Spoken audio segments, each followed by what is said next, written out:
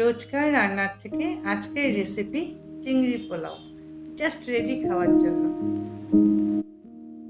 আজ বানাবো চিংড়ির পোলাও। তো চিংড়ির পোলাও বানানোর জন্য আমি এখানে চিংড়ি নিয়েছি, কাঁচা লঙ্কা, গোলমরিচ নিয়েছি, এলাচ কিশমিশ, কাজু, ধনেপাতা, আদা কুচি, রসুন কুচি, কারি পাত্তা, পেঁয়াজ, একটু ফুড কালার ভিজিয়ে রেখেছি, ঘি, শাহি গরম মশলা, একটু টক দই।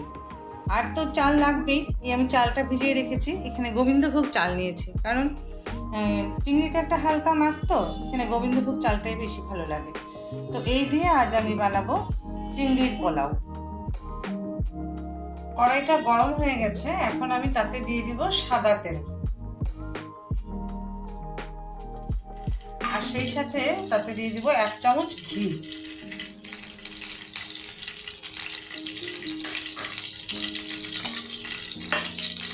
এখন আমি তাতে দিয়ে দিব কারি পাত্তা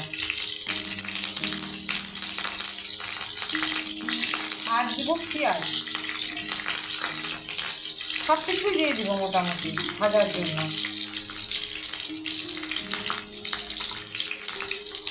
কাজুটাও দিয়ে দিলাম এক সাইডে, ওটা ভাজা হয়ে যাক।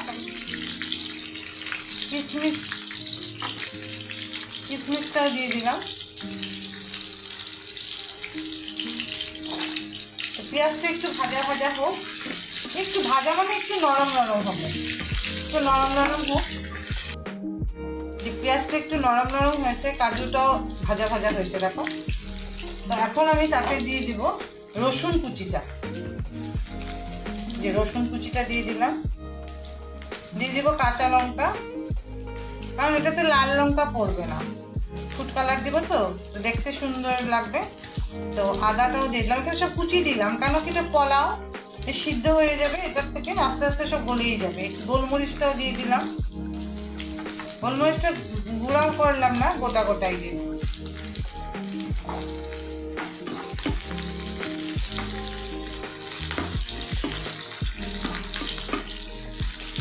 দিয়ে এখন আমি তাকে দিয়ে দেবো চিংড়িগুলি।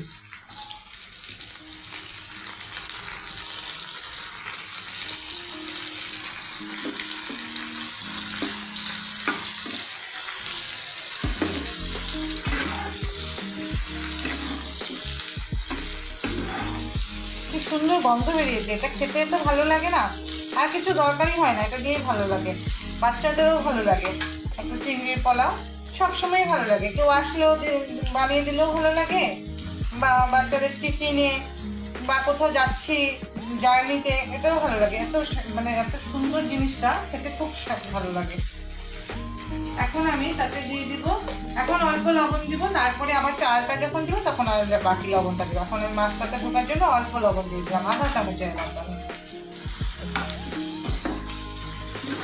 এই যে পেঁয়াজ, চিংড়ি, রসুন সব সুন্দর করে ভাজা হয়েছে। এখন আমি তাতে দিয়ে দিব 2 চামচ টক দই, বেশি লাগবে না। যেমন মটন টটনের পোলাও করলে দইটা বেশি দিতে হয়, এখানে টক দইটা এত বেশি লাগে না, 2 চামচের মতন দিলেই হয়। এখন আমি তাতে দিয়ে দিব শাহি গরম মশলাটা, এই যে আধা চামচেরও বেশি দিয়ে দিলাম শাহি গরম মশলা।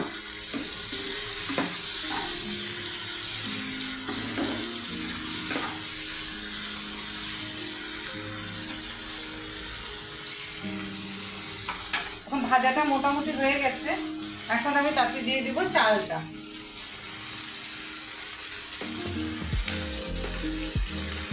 গোবিন্দভোগ চাল তো সিদ্ধ হতেও বেশিক্ষণ লাগবে না। আমি এখানে মোটামুটি 1.5 গ্লাস এর মতন চাল নিয়েছি, তো জলও আমি 1.5 গ্লাসই দিব, এর বেশি লাগবে না।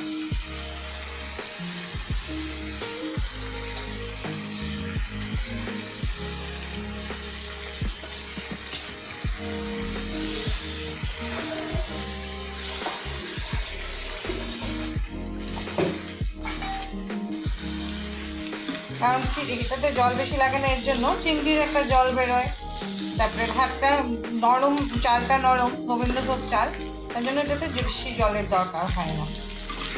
এরকম করে ভালো করে ভাজাটা করে নিই, তারপর আমি জলটা দিয়ে দিব। এই যে চালটা ভাজা ভাজা হয়ে গেছে, এই চালের যা জল ছিল, চিংড়ির জল ছিল, সেটা টেনে গেছে। এখন আমি তাতে দিয়ে দিব জলটা, যতটুকু চাল সেই পরিমাণ জল দিয়ে দিলাম।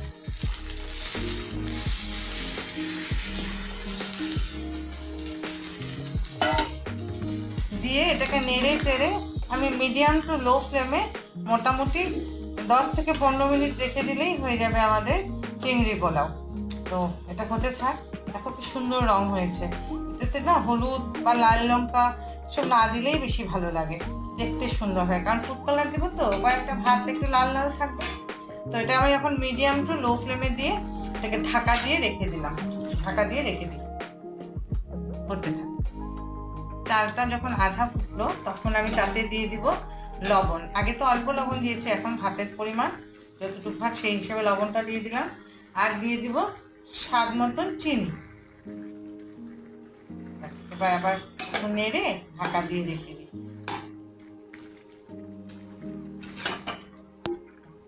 ঢাকা দিয়ে রেখে দিই। এখন আমি ঢাকনাটা খুলে দেখি। আমি মাঝখানে একবার নেড়ে দিয়েছিলাম, ঢাকনাটা খুলে দেখি এই যে আমাদের পোলাও একদম ঝরঝরা হয়ে গেছে, সুন্দর কালারও আসছে, গন্ধটা যা সুন্দর হয়েছে না, তোমাদেরকে তো শোনাতে পারছি না। এই দেখো চালটাও ভালো করে সিদ্ধও হয়ে গেছে। এখন আমি তাতে দিয়ে দিব ফুড কালারটা যে ভিজিয়ে রেখেছিলাম, সেই ফুড কালারটা মোটামুটি 1 চামচের মতন দেবো, বেশি দিব না, জাস্ট কয়েকটা চাল একটু কালার হবে, দেখতে সুন্দর হবে ভাতটা, এর জন্য। আর দিয়ে দিব ধনেপাতা। দিয়ে আমি এখন এটাকে গ্যাসটা অফ করে ঢাকা দিয়ে রেখে দিই কিছুক্ষণের জন্য, একটু স্ট্যান্ডিং টাইম দিই সুন্দর করে হওয়ার জন্য। আমি এখন ঢাকা দিয়ে গ্যাসটা অফ করে দিলাম। এই আমাদের হয়ে গেল চিংড়ি পোলাও।